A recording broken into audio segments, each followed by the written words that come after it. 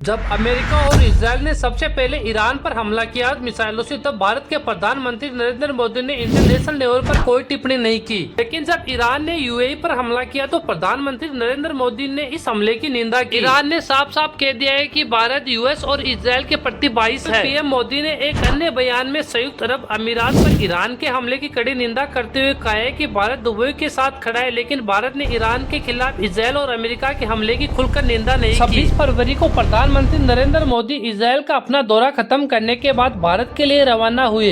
2 दिन बाद यानी 28 फरवरी को इजराइल और अमेरिका ने ईरान पर हमला कर दिया। ईरान को लग रहा है कि इंटरनेशनल लेवल पर अमेरिका, भारत और इजराइल एक ही साथ है। इजराइल और अमेरिका के हमले के बाद ईरान ने उन खाड़ी देशों पर हमला किया जहां अमेरिका की मिलिट्री बेस है। एक्चुअली अमेरिका, इजराइल और ईरान के बीच जंग के शुरुआती 2 दिनों में भारत ने 2 बयान जारी किए। एक बयान में इस जंग पर चिंता जताई और बातचीत से इस मुद्दे को सुलझाने की अपील की। भारत के विदेश मंत्री और ईरान के विदेश मंत्री के बीच 12 मार्च को एक बार फिर से बात हुई, लेकिन यह सवाल भी उठ रहा है कि भारत ने गर्मजोशी दिखाने में देर कर दी। भारत के विदेश नीति की सबसे ज्यादा आलोचना हिंद महासागर ईरानी युद्धपोत डेना को अमेरिकी पनडुब्बी के द्वारा डुबोए जाने के बाद हुई। इस ईरान के युद्धपोत में तकरीबन 130 लोग सवार थे और डेना नामक ये जहाज भारतीय सेना के न्योते पर एक सैन्य अभियान में शामिल होने के लिए भारत आया था। ईरान भारत से इस बात की शिकायत कर रहा है कि हमले में जो सैनिक ईरानी बच गए थे उनको भारत ने शरण नहीं दी थी। ईरान के एक जहाज को भारत में शरण दिए जाने के सवाल पर भारत के विदेश मंत्री एस जयशंकर ने संसद में बयान दिया। जयशंकर ने हिंद महासागर में डुबोए गए ईरानी जहाज IRIS डेना के बारे में कुछ नहीं कहा। लेकिन इजराइल, अमेरिका और ईरान की इस जंग पर बैलेंसिंग एक्ट के बाद पिछले 3-4 दिनों में भारत का रुख तेजी से बदला है। हालांकि दोनों देशों के विदेश मंत्रियों के द्वारा लगातार बातचीत होती रहती है। हालांकि ईरान भारत से पूरी तरीके से नाराज है। 12 मार्च को प्रधानमंत्री नरेंद्र मोदी ने ईरान के राष्ट्रपति मसूद पजेशियन से बात की। उन्होंने ईरान की जंग को बातचीत के जरिए जल्द खत्म करने पर जोर दिया। दरअसल नरेंद्र मोदी ईरान और खाड़ी देशों में रहने वाले भारतीयों की सुरक्षा के प्रति चिंतित थे। उन्होंने ईरान से सटे समुद्री मार्ग से तेल और दूसरे सामानों के बिना किसी अड़चन के सुरक्षित ट्रांसपोर्टिंग पर जोर दिया। तो अब इस जंग का असर अब पूरी दुनिया के साथ भारत पर भी दिखने लगा है।